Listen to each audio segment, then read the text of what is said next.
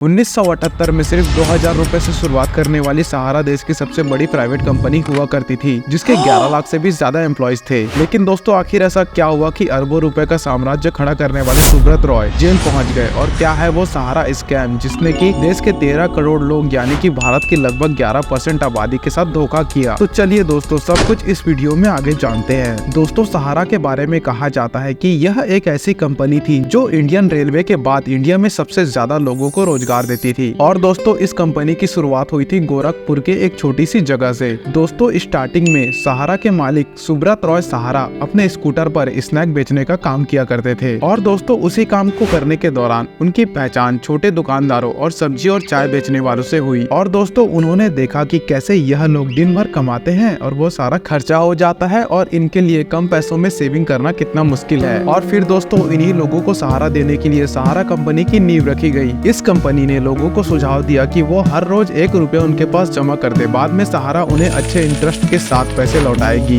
लोगों को कंपनी का यह मॉडल बहुत ही ज्यादा पसंद आया, और देखते ही देखते सहारा लोगों का ट्रस्ट जीतने में सफल हो गई। अब दोस्तों इस कंपनी में पैसा इन्वेस्ट करने वाला हर इन्वेस्टर और दूसरे इन्वेस्टर को भी इस ग्रुप में जोड़ता गया, और दोस्तों काफी ज्यादा स्पीड से सहारा के साथ 13 करोड़ लोग जुड़ गए। सुब्रत रॉय अपनी कंपनी से जुड़े सारे लोगों को अपना परिवार कहते थे, और वह समाज को बेहतर बनाने में हर तरीके से अपना योगदान दिया करते थे, चाहे दोस्तों वह गरीब लड़कियों की शादी करना या फिर अल्कोहल फ्री एनवायरनमेंट बनाना। और दोस्तों इन्हीं सभी कदम की वजह से उन्होंने गरीब परिवार से लेकर मिडिल क्लास तक हर किसी के बीच एक पॉजिटिव इमेज बना ली, और दोस्तों वह भारत में बहुत ही ज्यादा पसंद किए जाने लगे।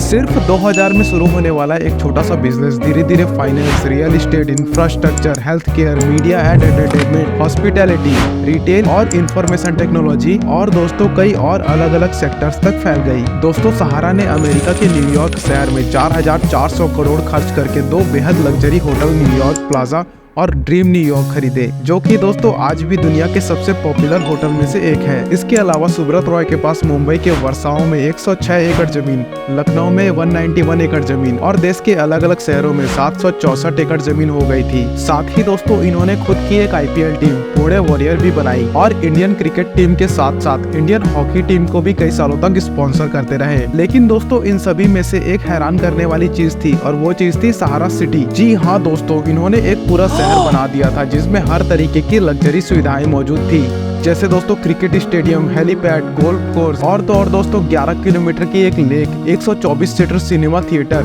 और इन सभी के साथ साथ हेल्थ सेंटर और कई सारे पेट्रोल पंप, लगभग हर तरीके की सुविधाएं जो एक बेहतरीन और डेवलप सिटी में होनी चाहिए। तो दोस्तों यह सारी सुविधाएं इन्होंने एक जगह दे रखी थी। इसके अलावा दोस्तों सुब्रत रॉय ने मुंबई से मात्र 2 घंटे की दूरी पर अम्बे वैली सिटी नाम की एक टाउनशिप भी डेवलप की है, जो कि दोस्तों 10,600 एकड़ में फैली हुई है। और दोस्तों इस लग्जरी टाउन में करीब 800 ऐसे लग्जरी बंगलो हैं जिनकी कीमत 5 से लेकर 20 करोड़ के बीच है। यहाँ पर दोस्तों 3 मैन मेड लेक भी बनाई गई है। इसके अलावा दोस्तों कई सारे लग्जरी रेस्टोरेंट, 1300 यार्ड की एयरपोर्ट और मूवी हॉल, और दोस्तों इन जैसे कई तरीके की वर्ल्ड क्लास फैसिलिटी इस टाउन में अवेलेबल है। और दोस्तों उस टाइम पर सुब्रत रॉय बड़े बड़े पॉलिटिशियंस, फिल्म स्टार और देश के पावरफुल लोगों के बीच काफी ज्यादा फेमस थे, और दोस्तों इन सभी से उनके काफी ज्यादा अच्छे रिलेशन हुआ करते थे, और दोस्तों इसीलिए इतना बड़ा एम्पायर खड़ा करने में उनसे भी काफी ज्यादा सपोर्ट मिला था। लेकिन दोस्तों अब कहानी में एंट्री होती है विलन के, यानी कि अब इसका बुरा दौर आता है। तो दोस्तों सहारा पर पहली बार मुसीबत आई साल 1996 में, जब दोस्तों एक इनकम टैक्स ऑफिसर की नजर इस ग्रुप पर पड़ी, और दोस्तों उसने कंपनी में आने वाले हर पैसे का हिसाब मांगना शुरू कर दिया। तो उस समय पर दोस्तों सुब्रत रॉय ने कुछ नेताओं का नाम लिया था, कुछ फेमस नेताओं का नाम लिया था, और कहा कि कंपनी में पैसे इन्हीं लोगों के थ्रू आते हैं। अब दोस्तों अपना नाम आने पर नेताओं को एक्सपोज होने का डर लगने लगा,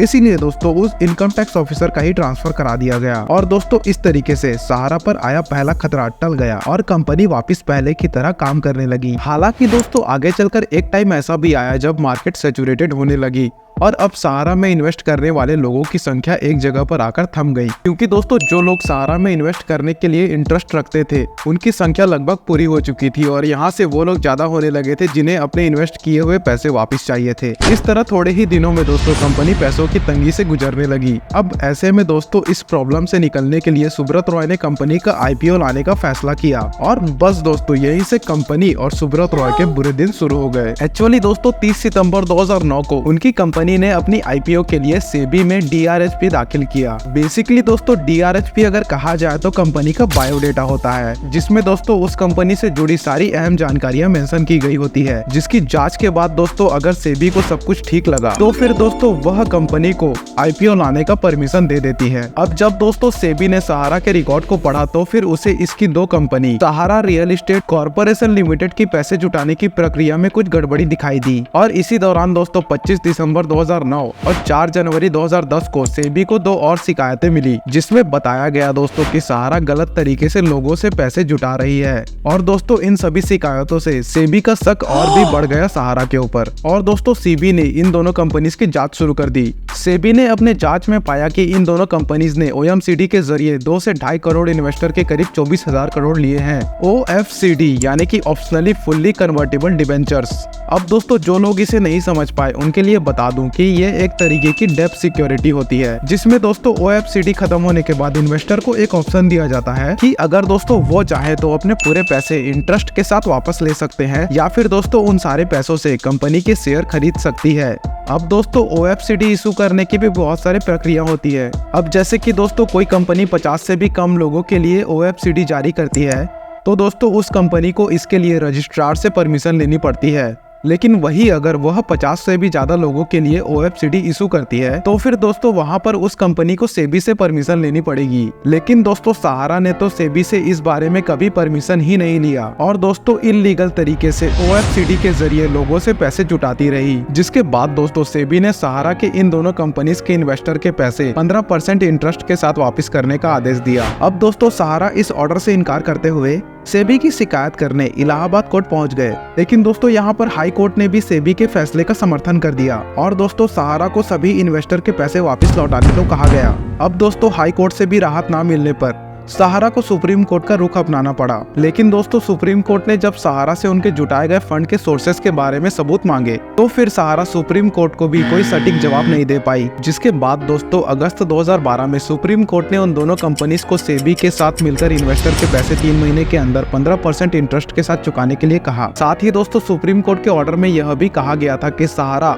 सेबी को सारे OFCD होल्डर के डिटेल प्रोवाइड करे। और फिर क्या था दोस्तों, सुप्रीम कोर्ट के आदेश का पालन करते हुए सहारा 127 ट्रक से भरे कागज लेकर सेबी के ऑफिस पहुंच गया, जिसमें कि दोस्तों इन्वेस्टर्स के सारे डिटेल मौजूद थे। लेकिन दोस्तों इन सारी फाइल्स में इन्वेस्टर की सारी जानकारी नहीं दी गई थी, जिसके बाद दोस्तों सुप्रीम कोर्ट और CBI दोनों ही इस मामले को मनी लॉन्ड्रिंग की तरह लेने लगे। इसके अलावा दोस्तों 3 महीने के अंदर अंदर 3 इंस्टॉलमेंट में 15% इंटरेस्ट के साथ सारे पैसे CBI को वापस कर रहे थे। लेकिन दोस्तों कंपनी ने 5,120 करोड़ की अपनी पहली किस्त तो जमा कर दी थी, लेकिन दोस्तों वह बाकी के किस्त जमा करने में नाकाम रहे। ऐसे में दोस्तों सुप्रीम कोर्ट ने सहारा इंडिया के बैंक अकाउंट्स और सारे एसेट्स को फ्रीज करना शुरू कर दिया। और फिर दोस्तों 26 जनवरी 2014 को सुप्रीम कोर्ट के आदेश पर सहारा ग्रुप के चेयरमैन सुब्रत रॉय को भी गिरफ्तार कर लिया गया। हालांकि दोस्तों 2016 में उनकी मां की डेथ हो गई थी, जिसकी वजह से वो पैरोल पर बाहर निकल आए थे और दोस्तों उस दिन के बाद से वह आज तक बाहर हैं। अब सहारा के द्वारा पहले इंस्टॉलमेंट में जमा किए गए 5,120 करोड़ में से CBI सहारा इंडिया के इन्वेस्टर को अब तक मात्र 130 करोड़ लौटा पाया है। और दोस्तों इसका मेन रीजन है कि डॉक्यूमेंट और रिकॉर्ड में इन्वेस्टर का डाटा क्लियर नहीं होना,